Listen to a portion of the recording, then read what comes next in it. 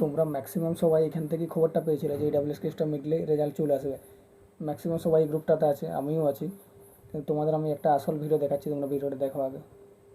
আর আমাদের জয়েনিং করানোর কোনো অসুবিধাই নেই। ওবিসি জট মিটে গেলে আর ইডাব্লিউএসটা তো 20 তারিখ আশা করছি ফাইনাল রায় দিয়ে দেবে, তারপর তুমি রেজাল্ট মিলিয়ে নেবে। আমার কথাটা, ইডাব্লিউএস কেস তো ধরো 20 তারিখ আশা করছি মিটে যাবে, যেহেতু এগিয়ে আছে পুরো।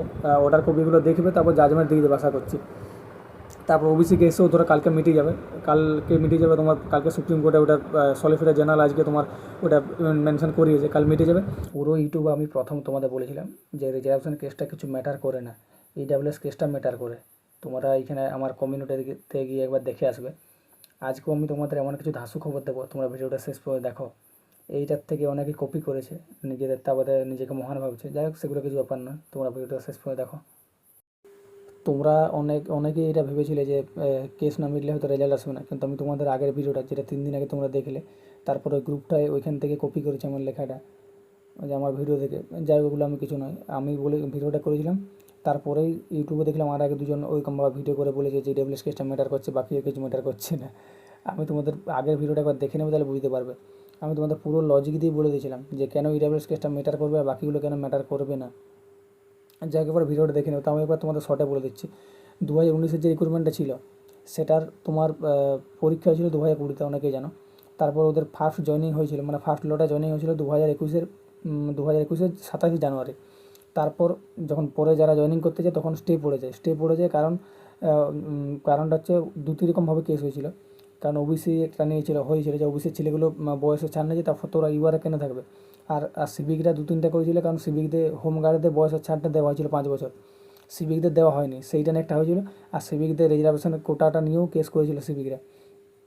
তোমাদের কেউ বলেনি ইউটিউবে এখনও, আমি তোমাদের বলে দিলাম। আগের অর্ডার কপিও আছে, আমি তোমাদের সব প্রমাণ দেখিয়ে দিয়েছি, আগের ভিডিওটা দেখে নেবে একবার। আর আজকেও তোমাদের আমি এমন কিছু লজিক দেবো, যারা ভিডিওটা দেখছো একটু শেষ পর্যন্ত দেখবে, বেশি লম্বা করবো না আমি।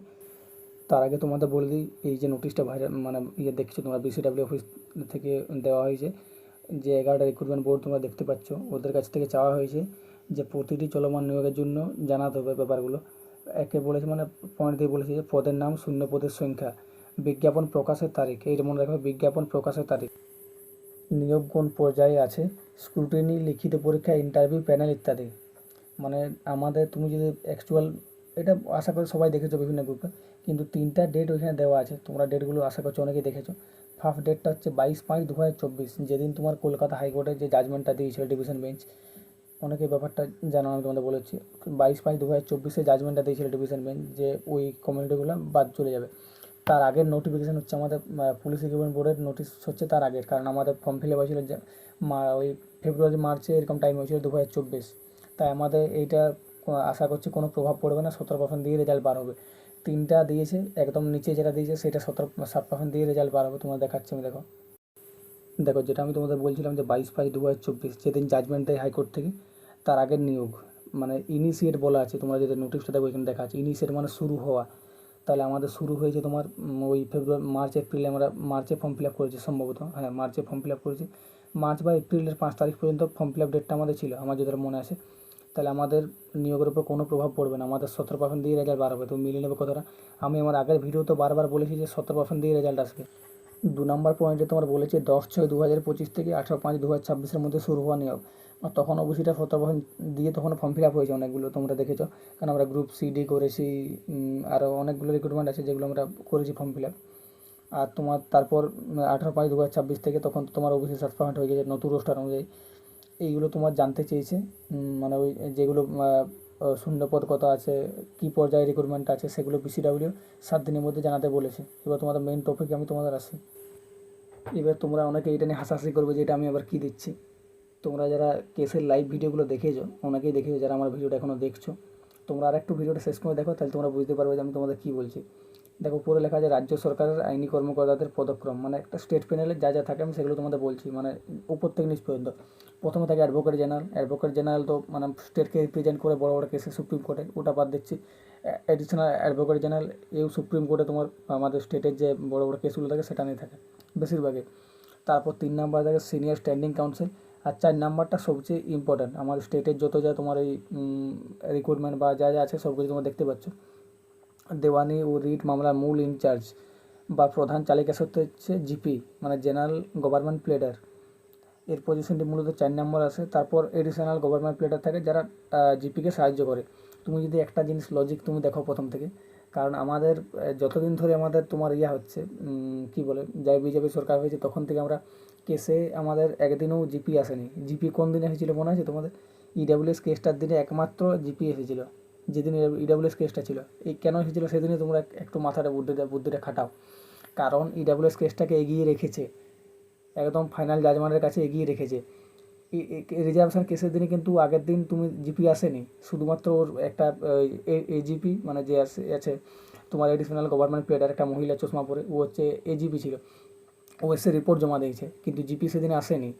কারণ রিজার্ভেশন কেসটা কোনো ভ্যালুই নেই। কেন ভ্যালু নেই সেটা তোমাদের পরে আমি ভিডিওটা দেখাচ্ছি, তোমরা একটু ভিডিওটা শেষ পর্যন্ত দেখো।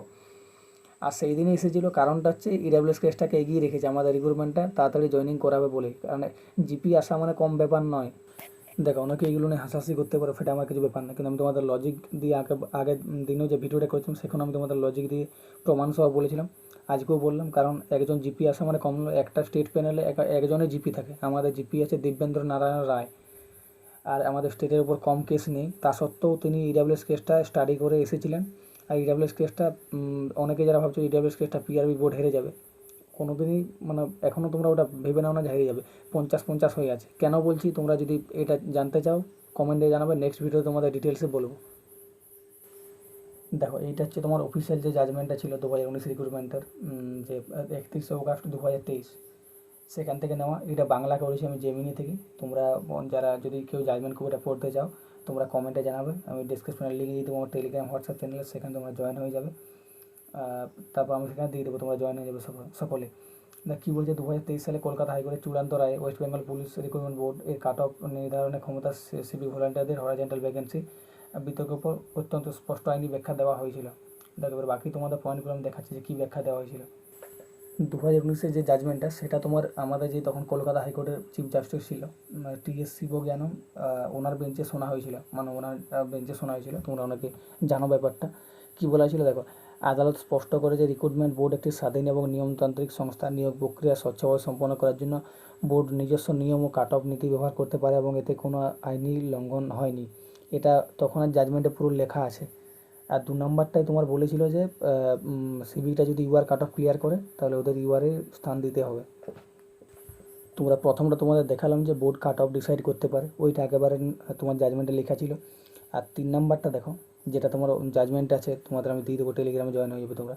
3 নম্বরে বলেছে যে যদি সিভিক ভলান্টিয়ার ক্যাটাগরিতে পর্যাপ্ত উপযুক্ত বা পাস করা প্রার্থী না পাওয়া যায়, উপযুক্ত মানে কি, আমাদের নোটিফিকেশানে লেখা আছে সুইটেবল ক্যান্ডিডেট।